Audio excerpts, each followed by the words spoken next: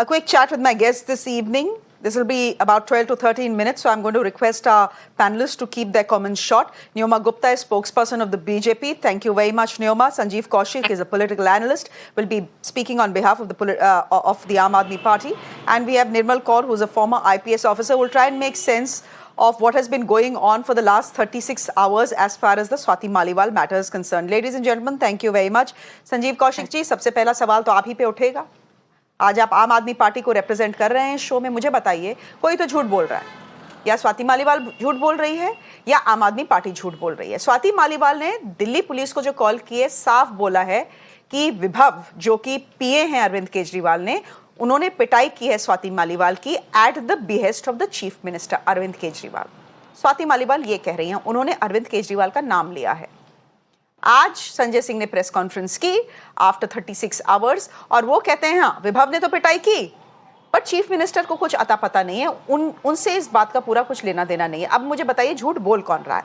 क्योंकि दोनों आपके राज्यसभा के एमपी हैं. संजय सिंह एक तरफ हैं, स्वाति मालीवाल दूसरी तरफ हैं.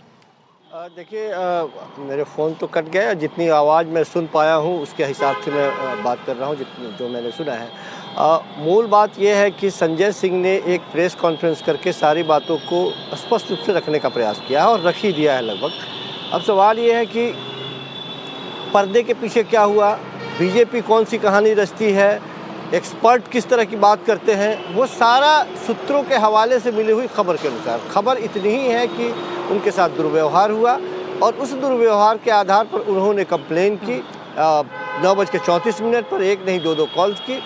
वहाँ पे जो पश्चिमी दिल्ली के डीसीपी मनोज मीना है, उन्होंने जो कल स्टेटमेंट दिया उसमें यही स्टेटमेंट दिया कि कॉल करने वाले ने अपना नाम स्वाति मालीवाल बताया और उसने इस तरह की बातें कही. पहली बार में उन्होंने किसी का नाम नहीं लिया, दूसरी बार में उन्होंने नाम लिया.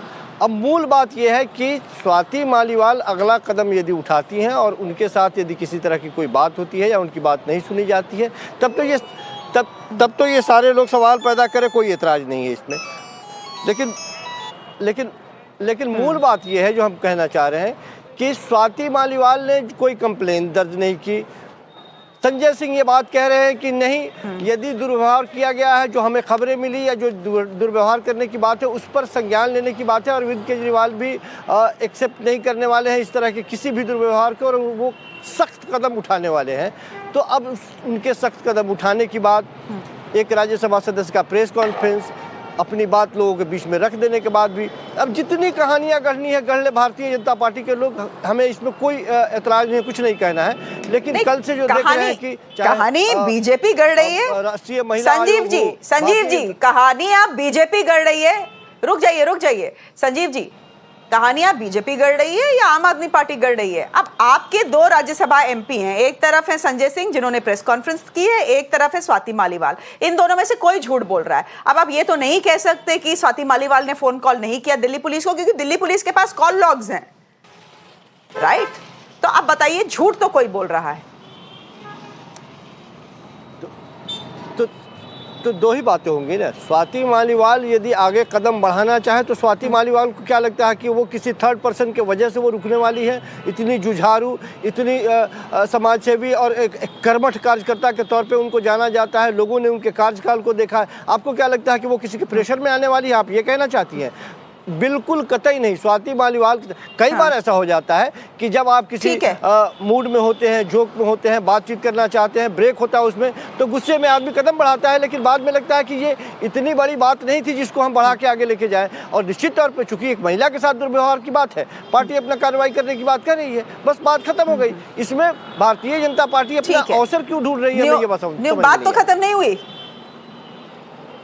बात तो खत्म नहीं हुई. और इलेक्शन है, भारतीय जनता पार्टी क्यों अफसर नहीं ढूंढेगी? क्या आप लोग अफसर नहीं ढूंढते अगर बीजेपी में कुछ हो जाता है? क्या बात कर रहे हैं? नियोमा Gupta, would you want to respond to what Sanjeev Kaushik is saying? He is essentially saying this is none of your business. Good evening. Good evening, Ms. Gupta. Hi. So for him to even say that just shows what a shallow perspective he has to the situation which has occurred at the chief minister's residence, where a girl's rights were violated and an eminent member of the Rajya Sabha. Having said that, from what I recollect, her line at the police complaint was, he instructed his PA to attack me.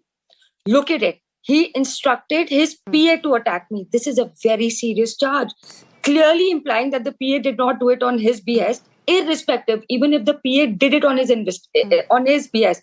We are asking for an investigation. We are asking for a woman to get justice. And, honestly, I wish she owns up to this, has the guts to complain about it, and takes this whole matter into her perspective, because she's always walked the talk of women's rights. So it's a bit of a dichotomy one is facing. Has she suffered some trauma? Has she developed some fears? Or she's fear of some political vendetta happening vis-a-vis the whole Aam Aadmi Party? One needs to know what went wrong. It takes a lot to make a call to a cop station and tell them that you have been violated, assaulted in any probable manner. While this gentleman is going on saying that we are making a political rigmarole out of it, you take charge.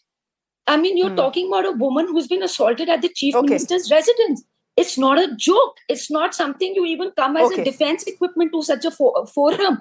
You very clearly said to him when you were interjecting, sorry, just give me 30 seconds, that BJP will politicize this. It's not about politicization. It's about talking about a woman who's made a call to a police station where she's felt assaulted. Get to the bottom of it. Why has she not filed a complaint? I want to answer that. Who was there to give justice to the situation?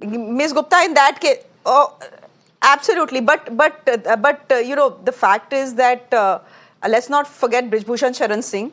So this sermonizing really doesn't happen because, all this talk by the BJP should have come on behalf of India's women wrestlers as well. But